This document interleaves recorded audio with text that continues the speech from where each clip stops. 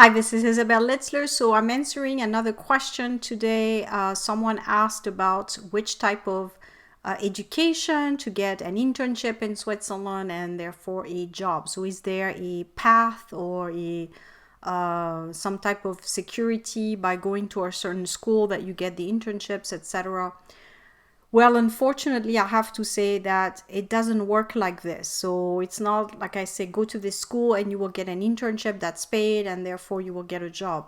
You can't guarantee, no one can guarantee that to anyone who studies in Switzerland. I mean, the schools can guarantee that they will get you the knowledge and the education that you paid for and you will get a diploma. But in terms of jobs and even internships, it's based on what you're able to get with your own skills. So if you're someone who networks very well and I tell people start networking right when you start school, not at the end of your degree when you need an internship. So based on your skill set, the type of person you are, maybe if you're also able to see, which companies are able to offer internships, paid internship, and maybe they have a lot of jobs that they will need to fill. So by using your research and your intelligence, maybe you can figure out a little bit which way is your best chance. But again, there's no guarantee. So you can do the biggest and best school in Switzerland and do very well, have great degrees, etc. But you may not secure a paid internship, also based on your nationality. So really, there's nothing there that I can say. It's really chance. It comes down to chance and your own luck in your career to secure something. So that's very vague. Now, the three, I would say, recommendations to help you on decision making that I can give you is number one, pick degrees that are in demand no matter what. So if you're going to spend money on an education, your parents are going to spend money on an education, find a skill or a path that's going to secure you a job, even if it's not in Switzerland, maybe somewhere else in the world. I do talk about the top professions that are in demand in 2020 that I've really seen online: engineers, IT, digital, cybersecurity, basically all the jobs online that are tech intense and IT intense, developers, etc. If you study those things, then I would say you're in a better situation, not only to get a job in Switzerland, but also to get a job elsewhere. So if you studied in a good school in Switzerland and you have, let's say, an IT diploma, or you're a engineer, even if you can't stay for permit reasons or what have you, chances are you'll probably get a great job in your home country. So you're managing your risk by at least knowing you're marketable afterwards. So pick an education that's worthy and that's going to pay you money. Otherwise, don't come and study something that's not really in demand, and on top of that, you can't even monetize it in your home country. The second thing is build your skills to find those opportunities. So if you're going to invest money to study in Switzerland, the great companion of that would be, well, build your networking skills, build your social skills, so that not only you have the technical degree that you will need for those high in demand jobs, but you'll also be able to sell yourself. So some people, I would say most people actually, they have the degree, they have the skills for their degree, but they're incapable of selling themselves.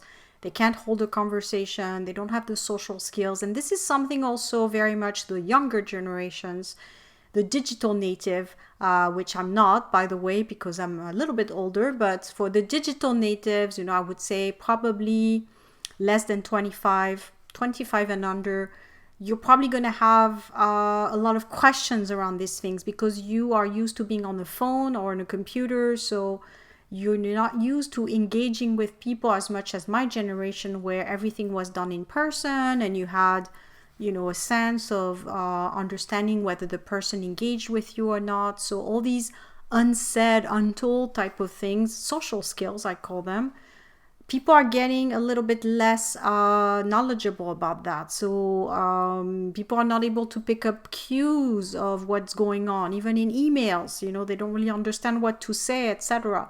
So these skills will take you a lot further than your technical degree. But it's not taught anywhere in your school.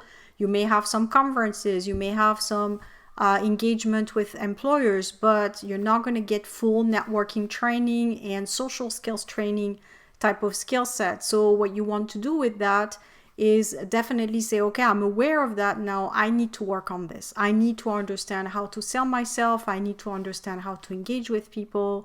So this is something I'm going to invest in as well at the same time as my school. So I'm always very surprised when people say, well, I'm doing this degree in Switzerland and I'm investing 30, 40, sometimes more thousands of Swiss francs, but yet they're not investing in how to network and how to get the job after that. So it's a little bit like you're purchasing a car and it's a very nice car and it has all the features, but yet you don't have any gas to put in it. Well, you can't take the car anywhere.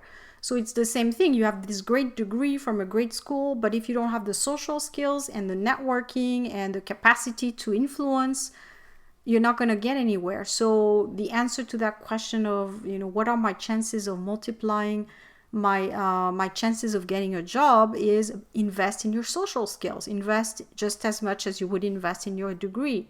So I have a group called Careerpreneur where I'm really helping people develop those skills, network, understand the market, to put themselves into those categories of people where they're a little bit advanced in that sense. So I have the link below. You're welcome to read through it and book a call with me. But that's really going to help you get out there and sell yourself as much as you sell your skills. So that's step number 2. And finally, really assess what it is that you want to do, because maybe sometimes Switzerland is not the answer for you. So really look at where you stand right now. Maybe it's easier for you to do the studies in your home country, get a job in a multinational in your home country, to then ask to be relocated to Switzerland or elsewhere.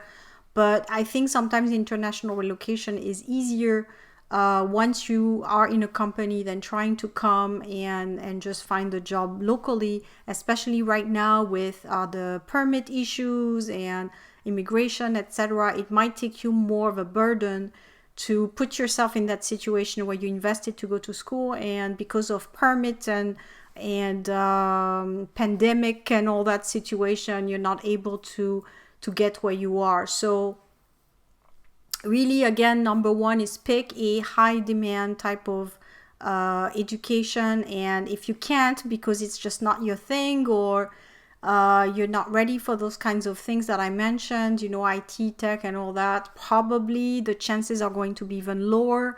And my philosophy on this channel is I'm very transparent, so I would hate to see you invest in something that I can't really see you get a lot of results. So for maximum results, pick something that's really highly in demand.